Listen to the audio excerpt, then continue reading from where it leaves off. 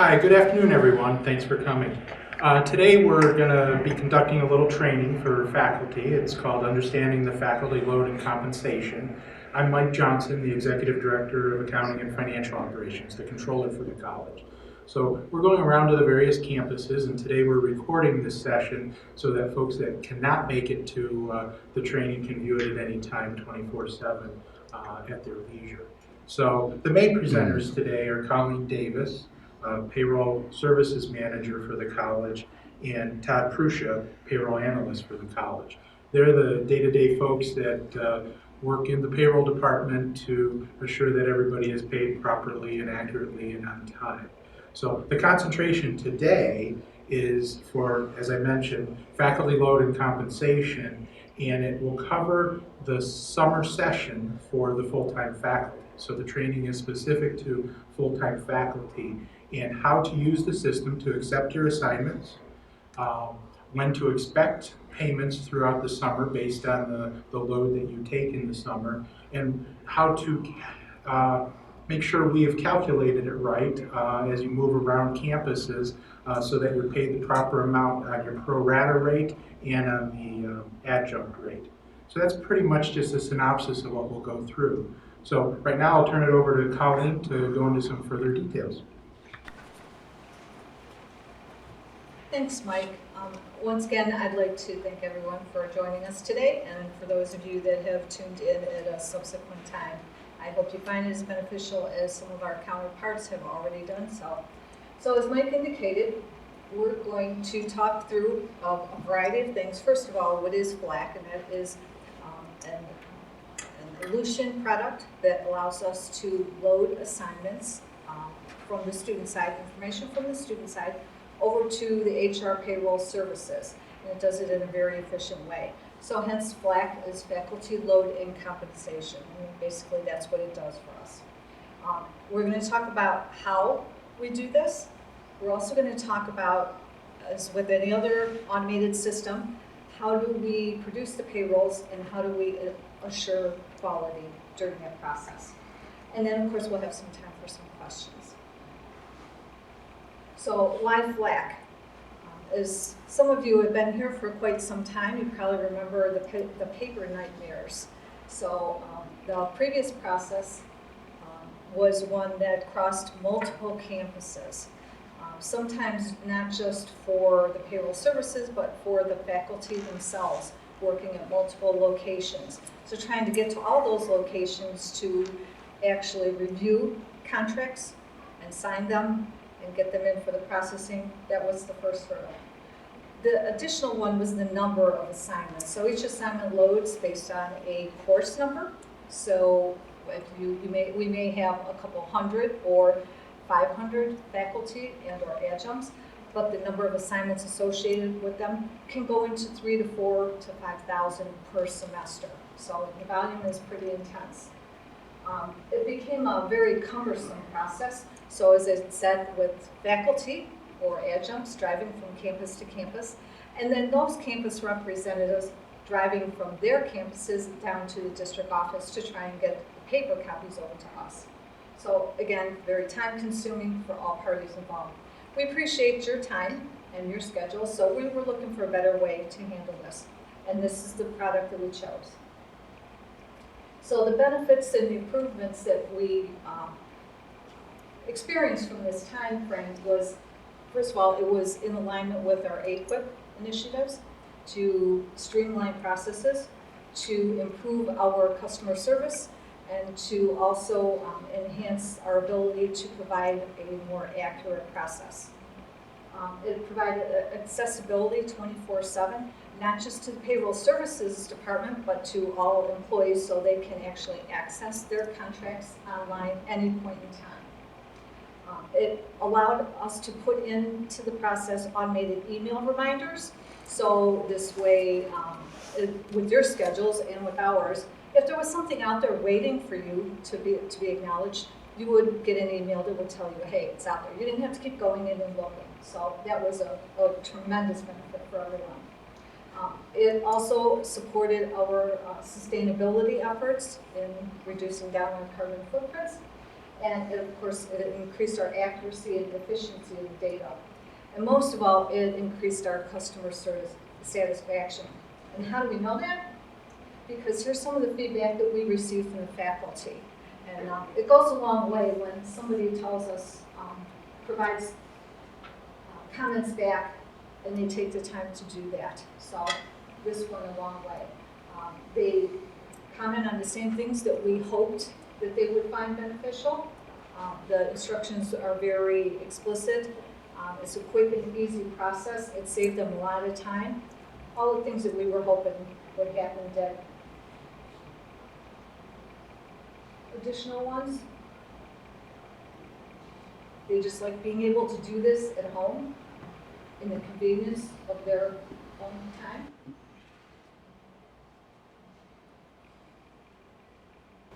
This is just a quick description for the techie folks that like that. It will explain to you that this is just a means, a module that allows us to copy data from one module of the ERP system into the other. Do it within a safe environment and ensure the accuracy of that transition of information. This is kind of an overview of how we do it. We take information off of the CSI screens, which is behind the scenes. It's tables that house all of the information on which courses are running for the semester, who's attached to them, where they located, all the pertinent data that we need and that you need on your side.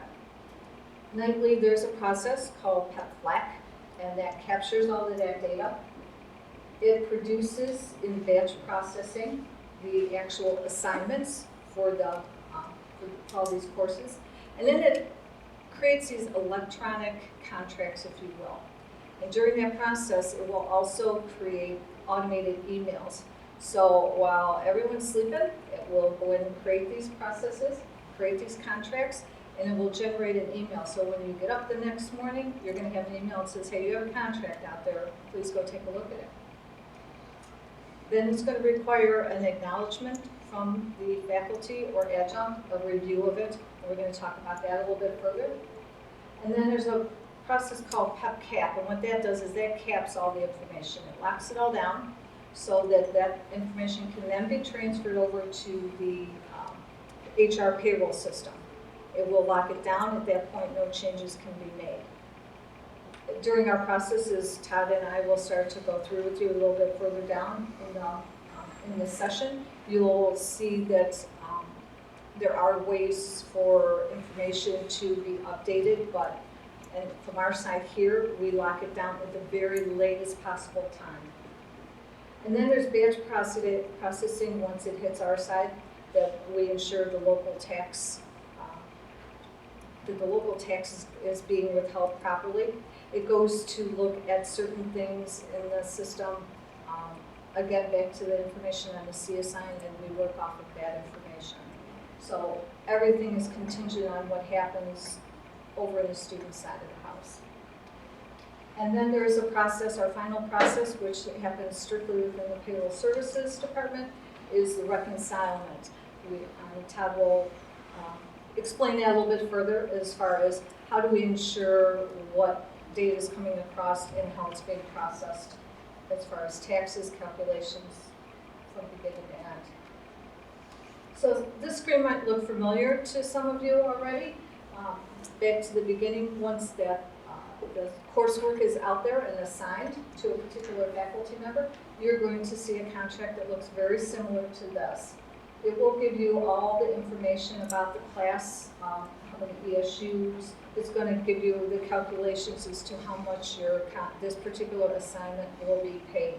There will be a separate contract for each course that you teach. You're going to get also a note that says contract notes. This is really important. It reinforces to you what your obligations are to the college during this contract and what you can expect from us on this side.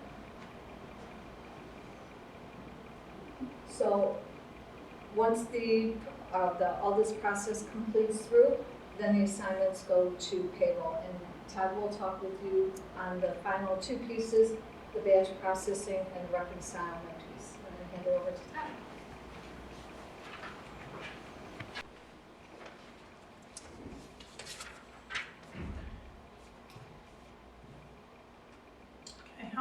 said, I'm Todd, I'm a payroll analyst here at the college, and I'd like to take you through a little history lesson here of our previous process and all the way up into our current process that we use to process your FLAC assignments. So our previous process was, everything was done with proffer. It was all paper related, so anything that was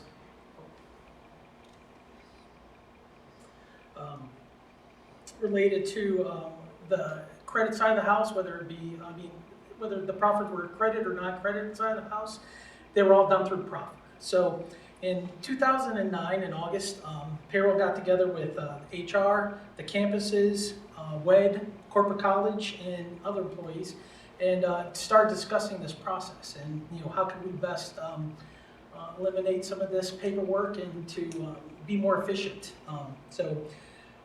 Through discussions, we provided this consensus that the proffers were cumbersome, inconsistent, labor-intensive process.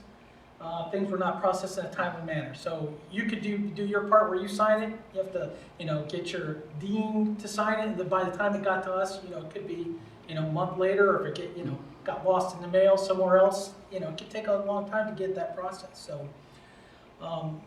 Then once it got to us, it was all data entry. So it was all manual, labor intensive.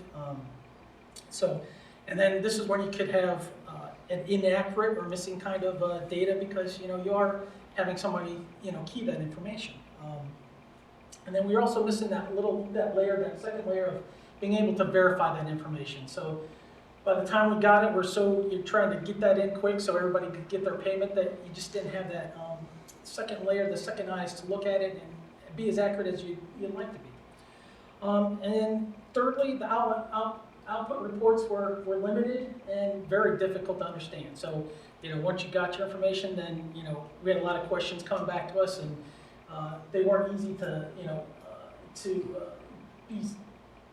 be able to read by yourself and without limited input by, us.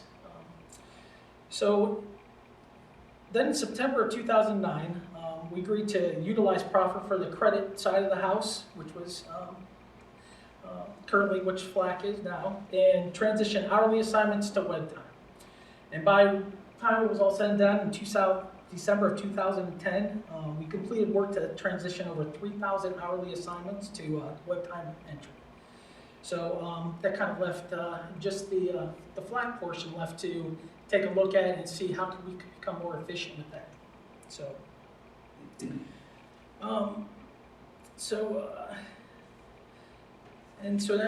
now that the FLAC process, we were able to do that and be able to use the system more efficiently and become more automated. I'd like to be able to take you through how I currently do the payment production process. So my process starts when you start acknowledging your assignments. So not just when when we push using the PEPMAF clap when it comes into the system, it kind of starts basically a couple months before. So through Bonnie Geyer and her people, thanks to Irene, they were able to produce reports that were able to tell us discrepancies where there might be issues with the assignments that would either say there was a wrong contract type, so something wasn't going to get paid either too early, maybe too late, or if a position was at a wrong location and the wrong local taxes would come out. So, thanks to those, we were able to look at those, and not only could I run it, but all the admin coordinators, the campus personnel could look at this too. I kind of ramp up my efforts about a week before that gets pushed in, just to keep an eye on these assignments so that things come in cleanly. Once they come in, I only have a 2-day window to turn this all around, and so I want the less manipulation of the data, the better. So I work closely. I call anything I see that I can get taken care of with the campuses. I do so.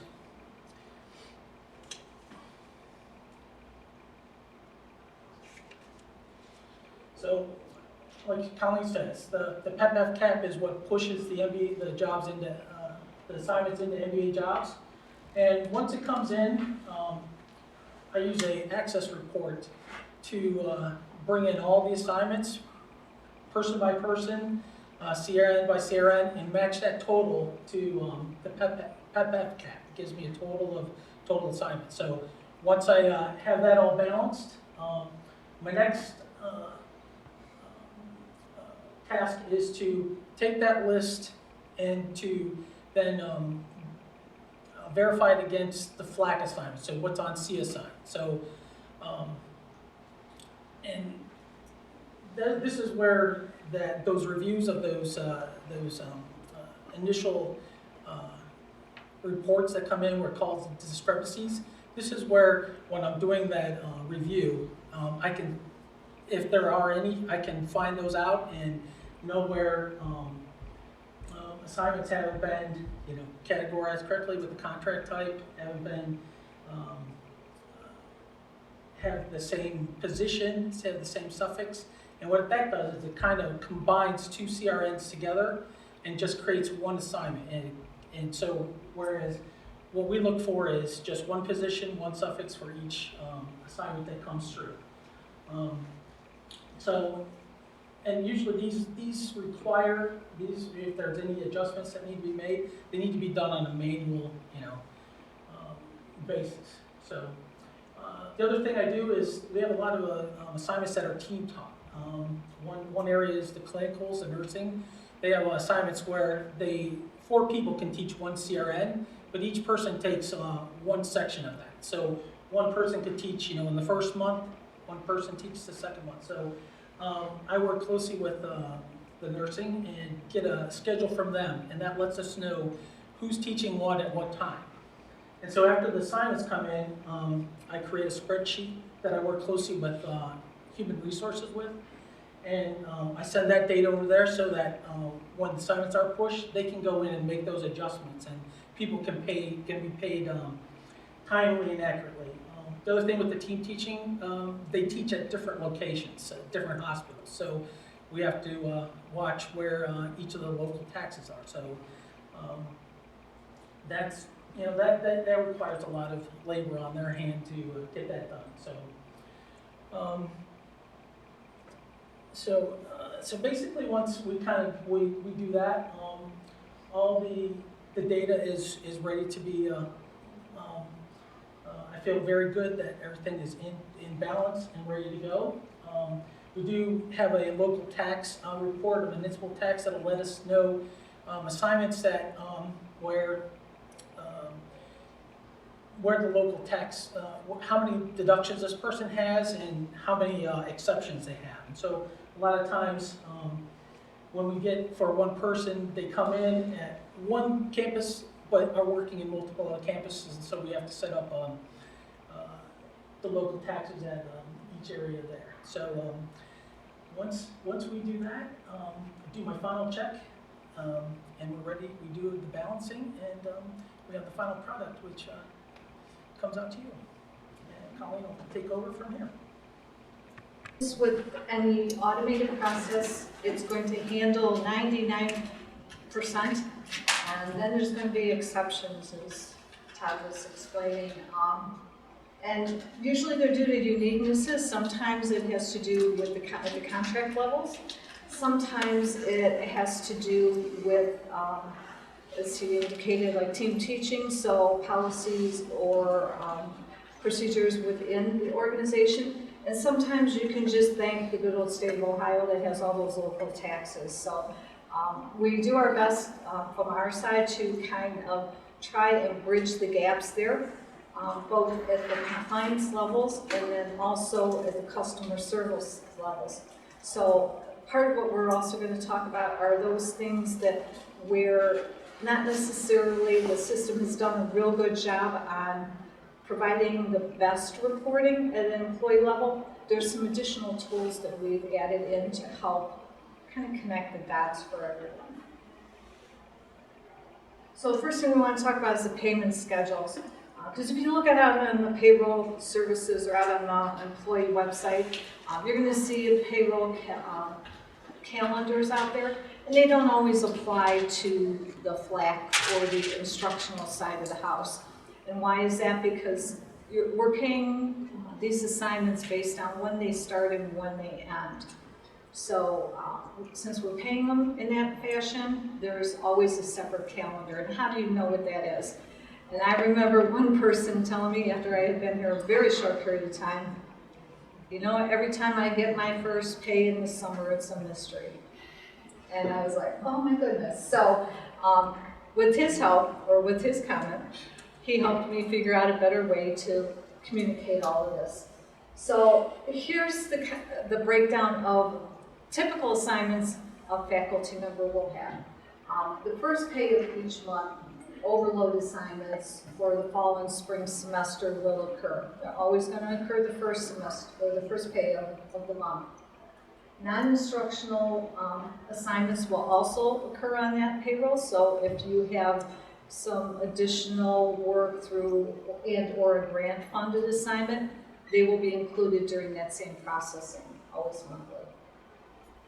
Bi-weekly payments, those will occur for the summer overload assignments, because we do switch to a bi-weekly. And then finally, the year-end payouts will always occur the first payroll in May. So now you see why it's a little confusing at times. Okay, so we talked a lot about the improvements selfishly from a payroll services and the campus levels and things like that. How else do we improve the process? Well, we also impacted a variety of areas such as the budgets and the reporting that occurs with this. So by implementing the FLAC process, first and foremost, we were able to reallocate our efforts to better suit the needs of the organization. For instance, as Todd mentioned, the duplication of efforts, the data entry at the campus level of entering assignments and then having the payroll services department re-enter that same information just to get you paid went away. It accommodated more of a proactive approach for us in resolving errors. So the steps that Todd has incorporated, the time that he has now to be able to take a look at from a quality and assurance area as information that's on the CSI. Is it appropriate? Is it going to process through on our side? And giving him the ability to reach out to those people at the campuses to say, okay, I think we need to fix something before it happens. To ensure the compliance with provisions of the AAUP contract as far as what should be paid and what rates and what timing. So it helps us do that. It also ensures the expenditures are being booked for our financial counterparts and budget gurus in the finance areas within the correct fiscal year, because that was kind of lagging. And then it allowed us to introduce some statistical reporting, either for campus presidents, for our budget counterparts, for the finance, or anyone else that happens to ask for it. And then it provided us the ability to monitor the status of assignments. So if we're seeing pockets of people who aren't acknowledging their assignments, or things that may just fallen through the cracks, maybe a class got canceled and is still sitting out there, we need to get all of that cleaned up. So how did this process impact the faculty? Besides the comments and the positive feedback that we received, these were the things that we know that we acknowledge on our side here. First of all, it brought the faculty into the process. So you're now more involved in it. You have more control over that. You know where your contracts are because it's no longer paper. It's either in the system or it's not. It's either been acknowledged or it has not. It solidified processing of payment schedules. So now not only do we have a processing schedule, everyone knows what it is. So the deadlines are out there. They're communicated at several levels in a variety of places. It minimized the potential for missed or delayed payments because if the information is out on the student side of the house, payroll services will be aware that that class is occurring. It eliminated manual payments. We've not had to issue manual payments at all. We've had a few where we've had to produce a separate run, but never surprises on paydays of individuals not receiving payment. It increased the communication between the faculty and payroll services, and this is probably one of our biggest pluses because it opened the lines of communication. And this is where we're hoping to go even today. We're going to talk through these things that we know where we've made some progress, and we're always looking into what's next. What else can we be doing? And then it introduced tools for us to assist with personal finances at your level. So we've taken steps to help with the financials at the college level, and we wanted to do the same for the employees level. So there's some tools out there, a payment projection worksheet. There's also a template out there to help you understand how we report to the government and for retirements and things like that. And then there's FAQs out there that help you. They're the top maybe 10, 15 questions that we receive on a consistent basis. This shot is more just a snapshot of your contract or typical contract. There's a little section of it out on the website that that'll give you an idea of the calculation of the workload. And then there's other sections that tell you types and where it's located and all of that. The purpose of this screen here is more to help us with the next piece of discussion. When you have a contract out there, it's going to be calculated based on a board-approved ESU rate. And mathematically, it works awesome. If you have an assignment that's 4 ESUs over 4 payments, it divides excellent and always comes back with that ESU rate. However, if you have a contract that is 3 ESUs over 4, your pay stub is going to look totally different from this. So how do you feel comfortable that what we're paying you is truly what is matching to that? That's where the tools come into play. So the first thing we did was create a template that's kind of a crosswalk. And it's created like this because you're going to look at 3 different documents and they're all going to say 3 different things.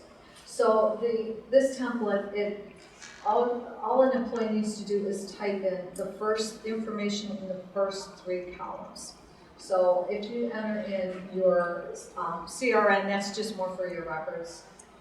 The session type, and at the bottom of the template, you'll see a little table that'll give you the template and the description of what those are. And then the number of ESUs. Everything else will populate for you. So on this template, as I said, it will give you the session type. It'll tell you what the schedule is for that. It'll tell you how many pays it's going to cross over. And it will tell you when your proper is due. We coordinate those deadlines with the adjunct services areas and the dean's offices. It tells you when the class starts and ends, and it gives you the actual pay dates. So you can find all this information in a lot of different places, but I'm a one-stop shop kind of person, so I like to see it all in one place. It also includes the name of and the phone number of your primary contact, which is Todd Kershaw. So templates will go out for the spring and the fall semester, and they'll look just like this. And this is an example of a person who has 1 course in every session. And you'll see the second one down, that assignment is for 3 ESUs, and it's going to go the full term. So the first piece of it will confirm with you if you're teaching this class, and if it is in this session, and it is this number of ESUs, your contract, when you are acknowledging, should read the $2,481. If it doesn't, then you need to stop and ask the questions from your dean's office of why it does not match. The second section, the green section, that's intended to help you understand the pay rate times the number of ESUs and that your year-to-date will match on that. The third piece of it is really a crosswalk to your pay stub. So using that same example, line number 2, that session, it's over 4 months, you'll see the rate of pay, it's going to split into $620. So you will nowhere on your pay stub see that ESU rate of $827. It just mathematically doesn't happen that way. But if you look to the year-to-date, you can feel comfortable that all 3 pieces do match. The primary thing that you want to do is make sure that when you're completing that first part, that that does match your contract before you are acknowledging. And that's critical as we go into the summer. With the summer, it gets a little more complicated because under AAUP, you are allowed 12 ESUs, the first 7 at your full-time rate, the last 5 at the part-time adjunct rate. So this template takes it and kicks it up a notch for you, and it helps you understand calculations between your pro rata, or your full-time rate, versus your part-time rate. So in this case, similar examples, if you type in the first 3 columns, you'll end up with what your contract should read. And then the middle column, the same thing, you'll be able to see the year-to-dates. When you get to the the third section of this, you'll see this is where it becomes really critical that you're watching before you're acknowledging your contracts. So, if when the assignment is entered, it is not entered and prioritized with a pro rata rate first, your assignments could be paid out of order. So in this case, we have classes that may be starting later in the session. However, they may get still paid at the pro rata rate. This will tell you exactly what you're going to get paid by pay, as with the other template. So it'll tell you for the first pay in June, this person will get paid $2,079. And then the next pay, the second pay of June, it's going to kick up to $3,200. Again, it's totally driven by the courses and when they're starting. So your pay will fluctuate from pay to pay and month to month, depending on when those start. So in this case, this is all over the ballpark. We've got classes starting and ending every which way. It can be confusing in the very beginning, so that's where Todd or I can help you with that, so please feel free to give us a call as you're walking through those. Again, this template will give you the sessions and all, when they start and the pay dates, because again, we do realize that is confusing. Templates are provided at the beginning of each semester, and this summer one is typically posted and emailed in January. The other template that we have out there is to help you understand how we come up with our taxable earnings. When you get your W-2 at the end of the year, typically your W-2 will never match, the earnings on that will never match your contract, your full-time contract, and it won't match your part-time or overload contracts also. In all the categories, federal, state, local, and Medicare, there are reductions that occur before we report earnings to any of the governmental agencies. And this is an example of what we reduce by. Also what we add in, because there are add-ins also. To your gross pay, there are imputed income or individuals that receive car allowances, things like that, tuition aid, those type transactions, any type of imputed income gets added into taxable wages. From that, we reduce down by any of your retirements. So if you contribute in most cases to the state teacher's retirement, or if you're a full-time employee eligible for an alternate retirement plan, those come out. If you choose deferred compensation or annuities, 403Bs, 457s is their affectionately referred to. Those are also reduce your taxable income.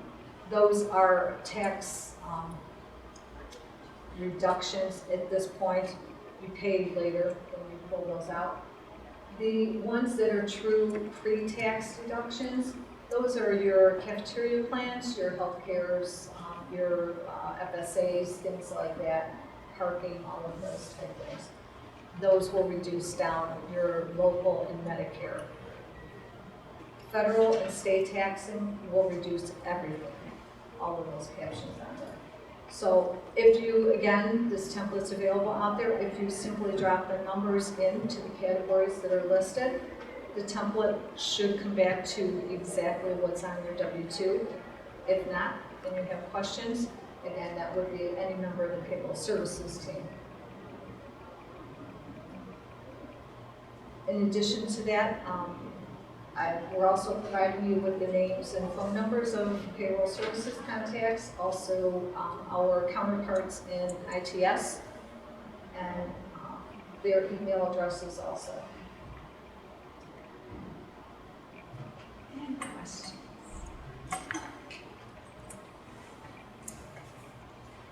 You have to have questions. It's required.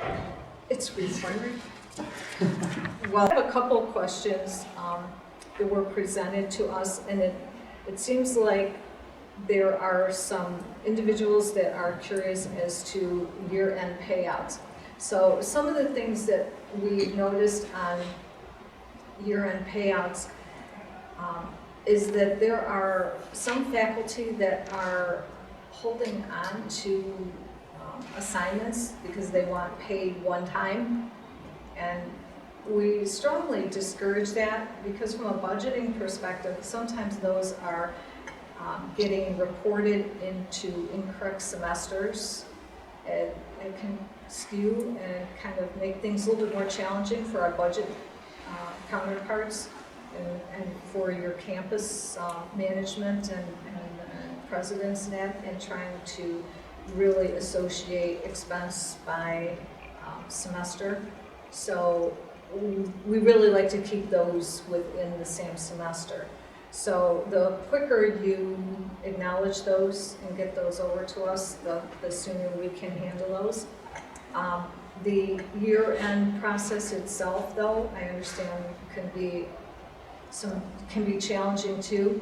So my understanding is that the faculty work directly with their administrative coordinators through their departments and reviewing the actual workload. What can you carry over? What needs to be paid out? As I indicated before, the year-end payout schedule is for the first pay of May. So we want to try and stay to that. So if there's anything that within the payroll services group, Todd Prusha or I can help with, another great contact for that is Marge Honage. She works with Sandy McKnight. So she can help with the review of those workloads for you also. So if there's any confusion on that one. Yes, also there is the ability to carry over 3 ESUs into the next semester. That was the other question we received as far as year-end payouts. The one door initiative was another question we received, and with that one, we are yielding to the individuals that are handling that program, and all requests for payment on those are going through their office. So my recommendation is to submit those requests directly through them. The reason why is because we've seen duplicates come through. They are managing that initiative in a grant-funded project. So we want to ensure the accuracy of that. So they are signing off to ensure that, because the paperwork's being done sometimes proactively, so they're making sure that everything is handled properly. That, like some of the other grants, it's critical that we stay in compliance, not just from a college level, but also at the grant level. if you agree as an employee of the college to do work on one of these grants, we need you to comply with those aspects of timing of payments. That directly impacts the grants accounting area within our team and their ability to provide reporting and remain in compliance with those grants. So we're trying to help them in those aspects too. So if you have any questions on anything like that, we really do want you to ask those proactively so we can address any concerns and get it through, make sure it handles properly.